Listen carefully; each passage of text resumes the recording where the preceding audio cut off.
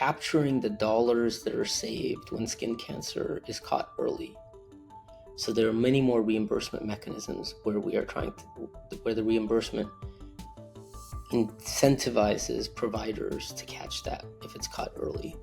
So for example, there are these capitation payment systems where health insurers pay a fixed amount per person. And so then it's in the incentives of the provider to keep costs low. In that world, you can see why health systems would take everyone who comes in for a regular checkup and say, hey, look, we've gotten this app for you. You should just, take a photo whenever you want. We might text you periodically. If you see anything, just send us a photo. So I think the incentives are there on those type of things. I also wouldn't overlook the fact that dermatological stuff has an enormous direct-to-consumer market. I mean, people really care. I think people care about their skin a lot. So I would have also investigated what are some direct-to-consumer market. I think it's not a coincidence that dermatology shows up in an episode of Seinfeld.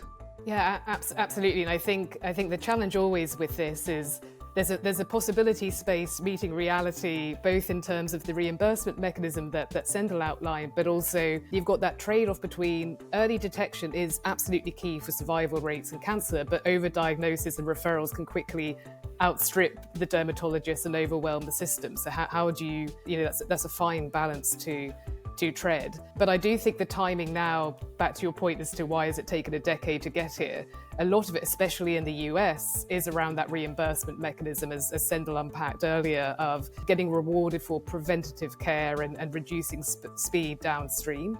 And I think now that that's there, the chaps can indeed expand beyond just cancer to dermatology as a whole, beyond just psoriasis, but early indicators, pan-disease states, provided that they do get that longitudinal data and get to see where the patient goes over time beyond their platform. And I think that will be the difficult part of the business model. But if you think about it, jaundice, the first indicator is always your skin goes a bit yellow, or with smoking your skin goes a bit grey, or the elasticity degrades.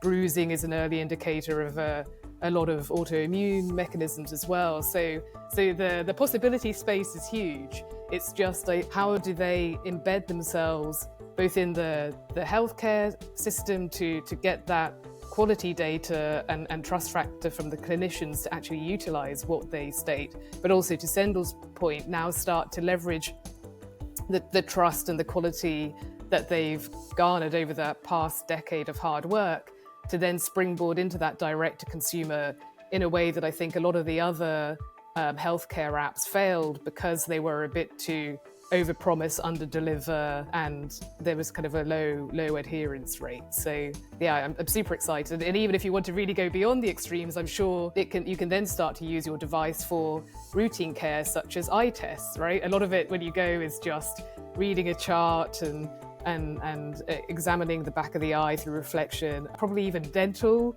like do you need fillings or not? I'm sure you could take a photo and start to look at some of those vision and care bits. So as the camera on our devices becomes better and better and more of a commodity, and the chaps and the company really leverages everything they've done to date, I think the possibility space is huge.